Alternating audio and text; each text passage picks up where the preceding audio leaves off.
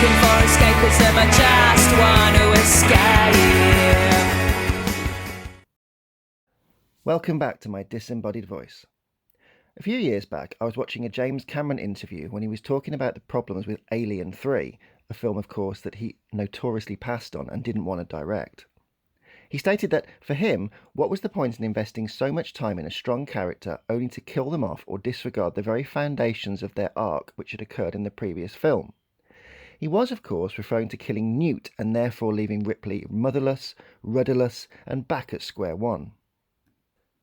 Now, many characters can have tragic arcs, lose the fight, or sacrifice themselves at the very end, and this makes the ending all the more emotionally palpable.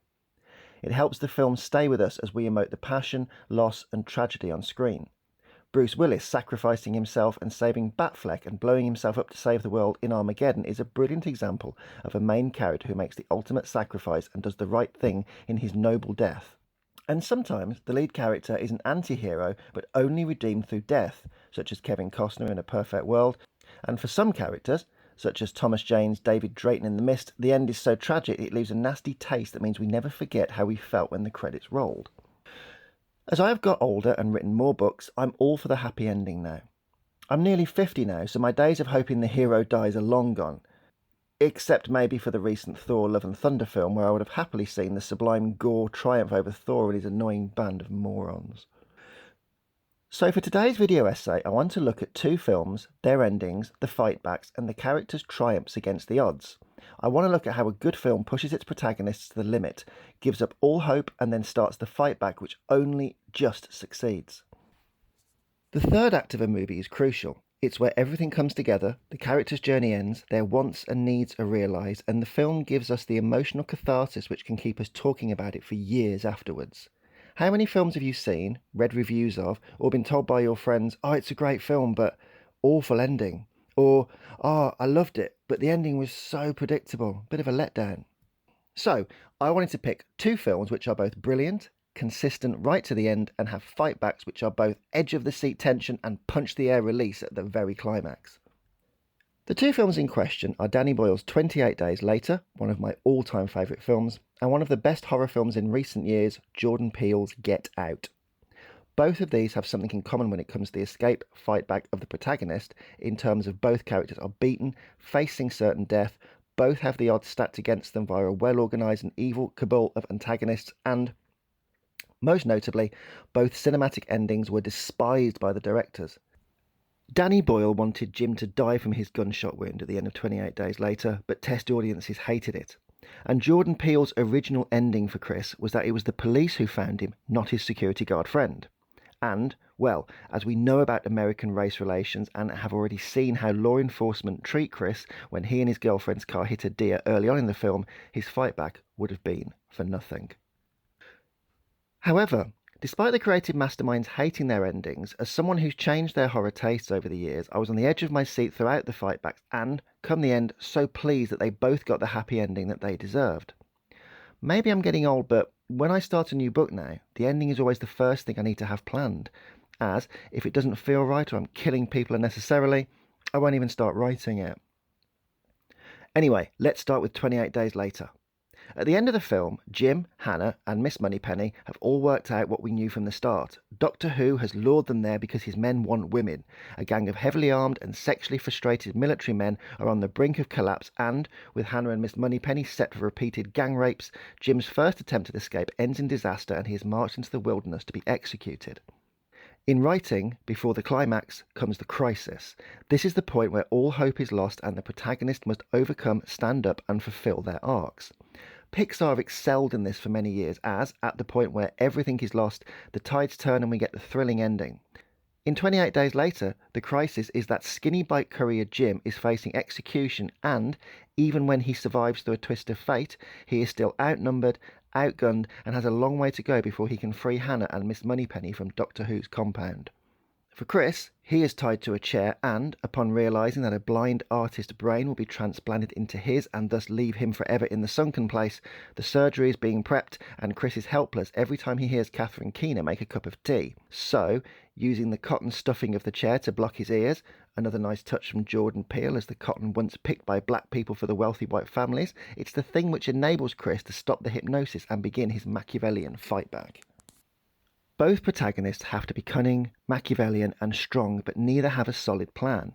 The idea is to get out, pardon the pun, but they must meet each obstacle as it comes.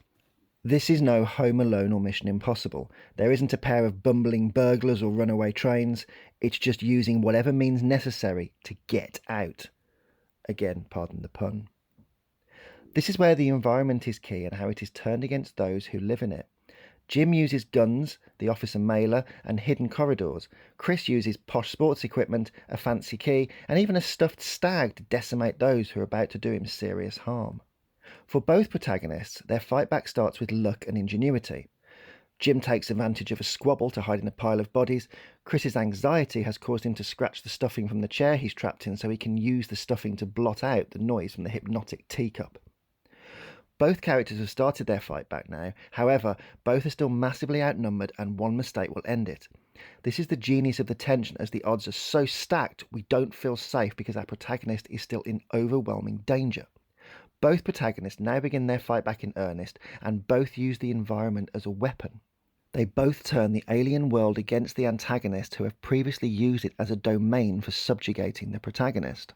Jim uses the alarm at the junction that they were first trapped in to separate the military men. Then, once in possession of a gun, he frees the infected mailer and stabs another man as he works through the compound. For Chris, he strikes Jeremy with one of the family's posh sports balls, then impales Dean Armitage with a stag's head which, presumably, has been shot and mounted by the privileged and wealthy family. The environment is turned against the antagonist and what was once imprisoning, belittling or obstructing the protagonist is now an armoury. As ever, the protagonist evolves and devolves at the same time. Jim is a skinny bike courier and the opposite of Moneypenny's nihilism. He sees love and hope whereas she sees no future. He is decent and willing to trust people where she even sees Brendan Gleeson and Hannah as dead weights and not people to travel with. However, as he rises up and adopts the aggression and nihilism needed to survive, his temperament devolves to that of one of the infected, as he kills, maims, and even pushes eyeballs into the brains of the compound's most reprehensible soldier. Chris is a gentleman tormented by his past, but as he fights his way to freedom, he stabs and bludgeons his way out, but when it comes to Diane Keener's Missy, he brutally dissociates into vengeance as he stabs her in the eye. Then, much like Jim and his eyeball-pressing rage, when Jeremy almost halts Chris's exit and nearly kills him, Chris fights back with a rage so uncharacteristic and devolved that he ends the scene stamping on Jeremy's head repeatedly until he dies. To get out, again, pardon the pun, both protagonists have to go full beast mode. This means they evolve and devolve emotionally, find strength, cross the line by committing heinous acts, and literally fight for their lives. The victory is earned, earnest, comes at a cost, and exhausts the audience at the end of the film as we want them to survive and are rightly supporting and feeling every punch they throw at the antagonists. Both protagonists, however, meet their match through their final boss. Chris is thwarted by the manipulative Rose and, although triumphant over her shotgun attempt at stopping him, is suddenly bathed in what he thinks is police sirens. Jim is shot in the stomach by Doctor Who at the very last hurdle when everyone else is dead. Both of these antagonists are the final hurdle, the muscle or the emotion which has to be overcome. After Hannah feeds Doctor Who to his now infected squad, we get a montage of Jim dying before he reappears at the end where he, Hannah and Miss Moneypenny flag down a rescue plane. Even the dress Moneypenny was nearly raped in is sewn into the big hello that they drape across the hillside, the object of her near ruination now becoming a beacon of hope. Chris leaves Rose to die in the road as he sees it's not the police but his friend Rod, and then the film ends on a sombre yet comedically triumphant moment as Rod states he knew it was a stupid idea to go and mix with those rich white folks. Overcoming the issues with his mother at the start of the film, Rose thinks she has been saved by the police. Chris closes his eyes in dread of what's coming, but as the lights are from a saviour, the antagonist gets her just desserts while the protagonist gets to live. From crisis point to climax, you never know if our heroes will make it out. They are never in the ascendancy, even though they are turning the tables, and they are repeatedly nearly thwarted, and only their rage, cunning, and turning of the environment against their abusers saves them. The reason I didn't pick a slasher film for the example of a fightback is we know the final virgin will defeat the sexually deficient sociopath. She may go through hell and lose everything, but her victory is assured. For Jim and Chris, nothing is assured. Right until the end, we are kept guessing because both films build up hope and we know this can be taken away at any point.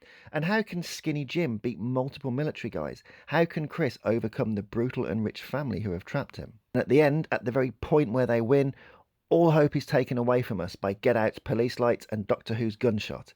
It's genius filmmaking. Having invested in likeable characters of an exciting journey through hell and back, we are left cheering, punching the air, and then heartbroken as we suddenly feel it's all for nothing. Of course, thanks to test audiences, we get the happy ending, and for me that's just fine. I'm with James Cameron.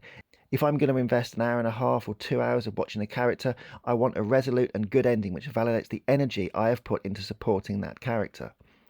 Anyway, what are your best fightbacks in cinema? Do you prefer the happy or sad endings? Let me know in the comments, and until next time, I'll catch you later.